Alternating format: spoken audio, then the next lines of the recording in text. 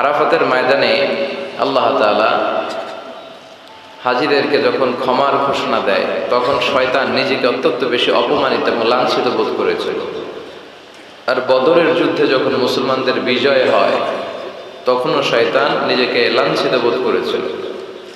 আবার সালাতের বৈঠকে যখন আমরা আশহাদু আল্লা ইলাহার সময় এই আল ইশারাতু বিস সাব্বাবা, এই আঙ্গুলটার নাম কি? সাব্বাবা। আমরা অনেকে বলি শাহাদাত আঙ্গুল, আসলে এটা শাহাদাত আঙ্গুলই নয়, এটার নাম হচ্ছে সাব্বাবা। হ্যাঁ, এটার নাম আল ইবহাম, এটা উস্তা।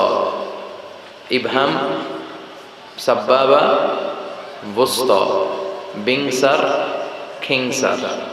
ইবহাম, সাব্বাবা, উস্তা, বিংসার, খিংসার। এই সাব্বাবা আঙ্গুলি উঠিয়ে যখন আমরা এরকম ইশারা করি, কয়েকটা বর্ণনা আছে। পুরো সময় আঙ্গুল তুলে রাখবেন, এটা আছে। আবার পুরো